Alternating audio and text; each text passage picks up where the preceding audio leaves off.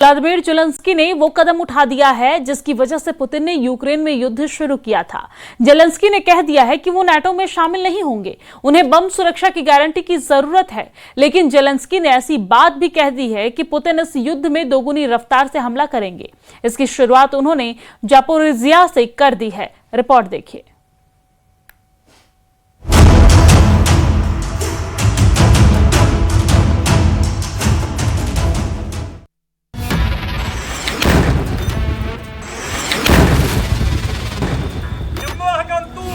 Вон. Запоріжжя में ब्लास्ट।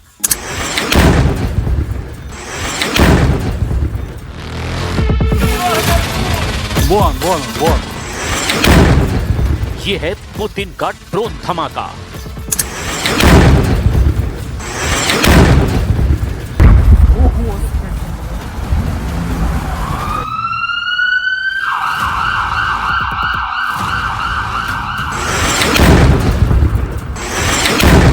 ऐसा वीडियो जो रोंगटे खड़े कर दे। मौत को इतनी करीब से देखना अब यूक्रेन की आदत सी बन गई है।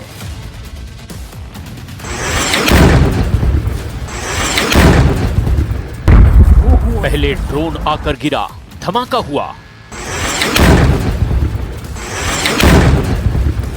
और फिर ऐसी अफरा तफरी मची कि लोग जान बचाने के लिए भागने लगे।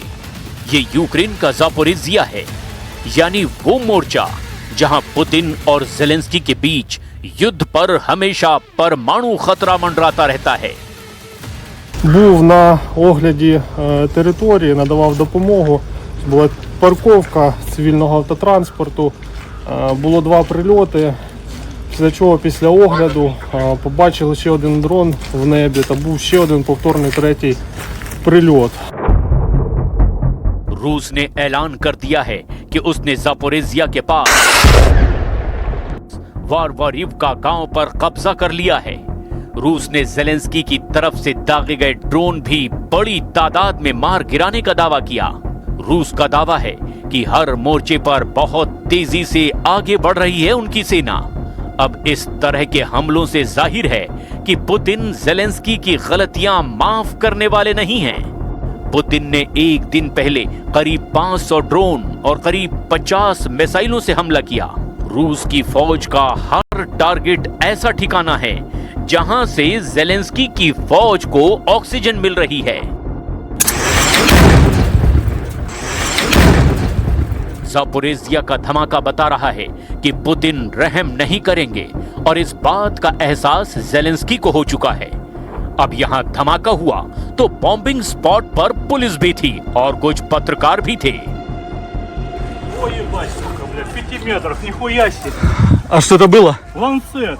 Було 2 постраждалих, було надано допомогу.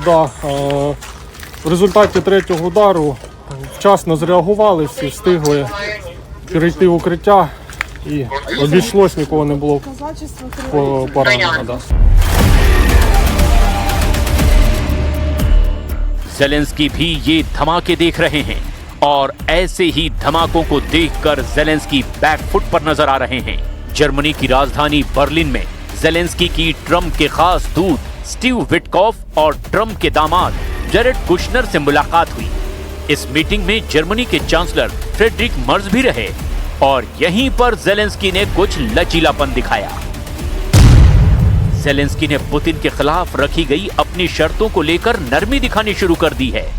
ज़ेलेंस्की कह रहे हैं कि वो नेटो में शामिल हों, इस शर्त को हटाने के लिए वो राजी हैं। यानी नेटो में शामिल होने वाली ज़ेलेंस्की की जिद खत्म हो चुकी है। लेकिन डॉनबास को लेकर के ज़ेलेंस्की अब भी अपने रुख पर कायम हैं। ज़ेलेंस्की ने साफ साफ कहा कि उनके लिए यूक्रेन की जमीन और अपने देश की संप्रभुता नेटो की सदस्यता से ज्यादा अहम है। लेकिन ज़ेलेंस्की सुरक्षा की गारंटी भी चाहते हैं और इसी गारंटी के साथ वो नेटो में जाने की जिद छोड़ने को तैयार हैं। Мінськими умовами з самого початку, а може не умовами, а правильно сказати, бажанням було вступ до НАТО. І це були реальні гарантії безпеки. रूस ने कहा कि यूक्रेन नेटो में शामिल ना हो, यही सबसे बड़ा मुद्दा है। और यही वजह है कि रूस ने यूक्रेन में स्पेशल ऑपरेशन लॉन्च किया है। अब इस युद्ध को 4 साल होने वाले हैं और जेलेंस्की को भी पता है कि इस वक्त यूक्रेन की हालत कितनी खराब है, कैसे पुतिन की मिसाइल और ड्रोन पावर उनके हर मोर्चे को कमजोर करके यूक्रेन की सेना को पूरी तरह मार रहे हैं। लेकिन जेलेंस्की और यूरोप को भड़काने वाला कदम उठाया है पुतिन की सबसे बड़ी दुश्मन ने। रूस को चैलेंज करने वाली यूरोप की सबसे खतरनाक महिला लीडर ने पुतिन को ललकारा है।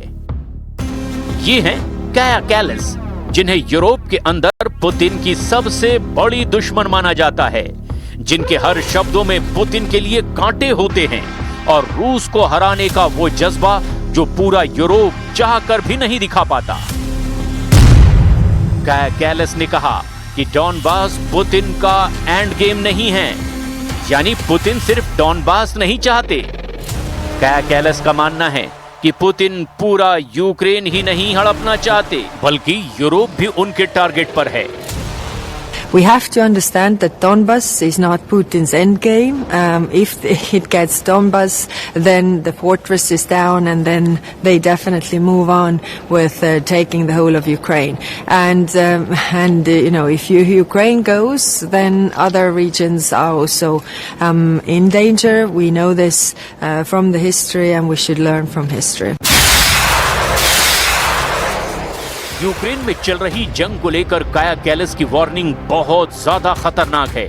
वो यूक्रेन में होने वाले हर धमाके में पुतिन के इरादों की छाप साफ साफ देख रही हैं। यही वजह है कि काया कैलास ने बताया कि पुतिन के टारगेट पर यूरोप के कई देश हैं, जिन्हें वो यूक्रेन के साथ निगल लेना चाहते हैं। पुतिन के टारगेट पर इस वक्त यूरोप के 4 बड़े देश हैं, जो लगातार जेलेंस्की की मदद कर रहे हैं। इनमें पोलैंड है, इनमें जर्मनी है, इनमें फ्रांस है और इनमें ब्रिटेन भी है। What we have to keep in mind is that why countries want to be in NATO is because they don't want Russia to invade them, to attack them, and that's why, you know, Sweden and Finland joined NATO. That's why the Baltic states joined NATO, to have this defense umbrella.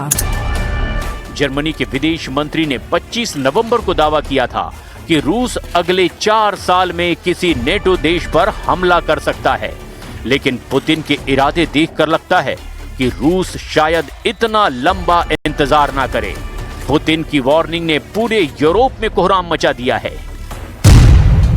Putin ने warning दी है कि अगर Europe युद्ध शुरू करता है तो सब कुछ इतनी जल्दी खत्म होगा कि बातचीत करने वाला कोई नहीं बचेगा। पुतिन का दावा है कि यूक्रेन में रूस सिर्फ सर्जिकल ऑपरेशन कर रहा है, यानी एक दायरे में ही जंग हो रही है।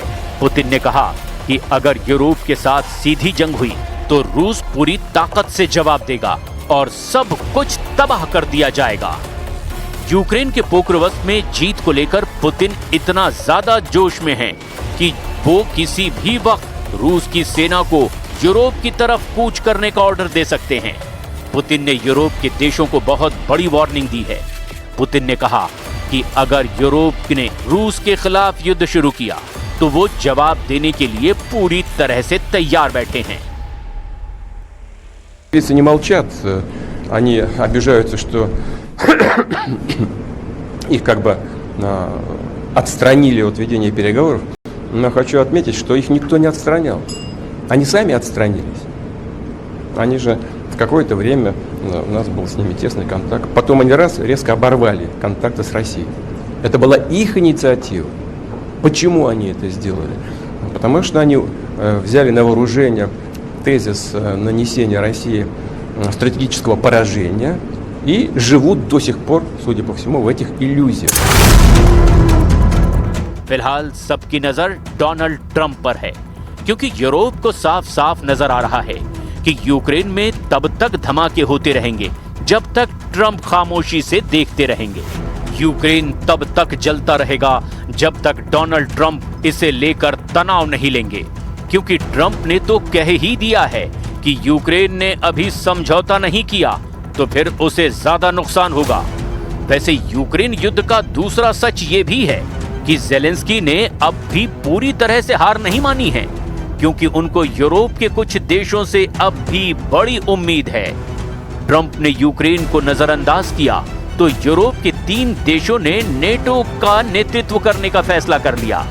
यही देश पुतिन की नजरों में सबसे ज्यादा खटक रहे हैं, क्योंकि इन्होंने यूक्रेन को सुरक्षा गारंटी देने का वायदा किया है।